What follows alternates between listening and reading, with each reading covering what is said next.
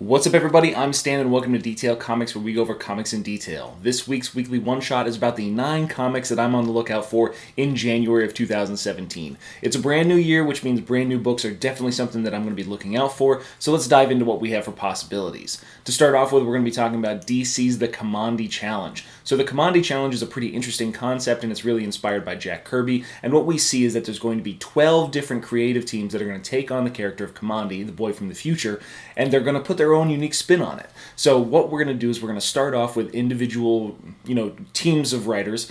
They're going to put together a story, they're going to leave on a cliffhanger, and what the next team has to do is resolve the conflict that they were put into, and then start up their own story. So they've got to complete the previous story before actually moving on to their next one. It's a really interesting concept, and I can't really wait to see what it's all about. The next one I'm really interested in is not necessarily a new book, but it is a new issue and a new story from All-Star Batman number 6. So what this does is it brings Scott Snyder and Jacques, the creative team behind The Black Mirror from Detective Comics, that's bringing them together for a story about Mr. Freeze, and this is probably the first time that Mr. Freeze has been seen since the beginning of DC Rebirth, so that's going to be a pretty interesting story as well. He just wrapped up All-Star Batman, and it was a really strong arc, but Jacques' art really lends itself to Scott Snyder's writing, so I can't wait to see what that one's all about. The last thing from DC that I want to talk about in January is the Justice League of America one-shots. So these are basically small Rebirth issues for characters like the Atom, the Ray, Vixen, and Killer Frost. So even though Killer Frost is getting herself a pretty serious story arc inside the Justice League versus Suicide Squad crossover,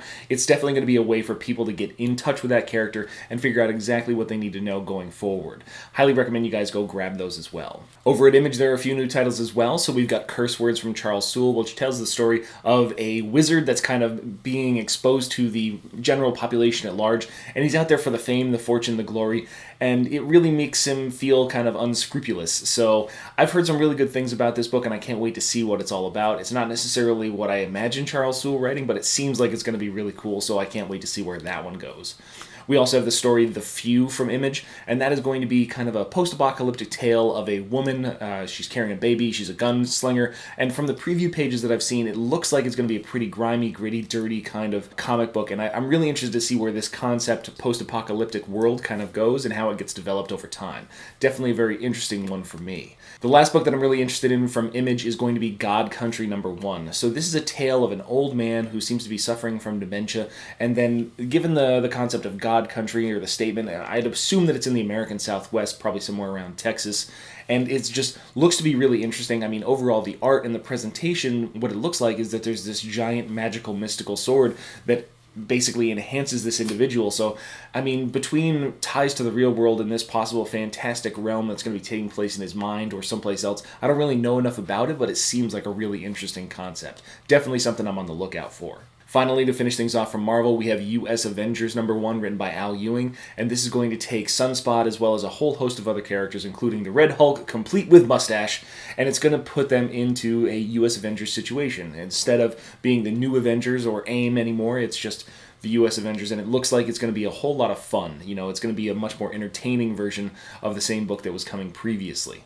The other thing that I want to talk about is the Unstoppable Wasp. So this is going to be Nadia Pym, it's basically Hank Pym's illegitimate or legitimate daughter kind of coming back, and she's taking a main part in the Avengers book. So this is going to be her own individual title.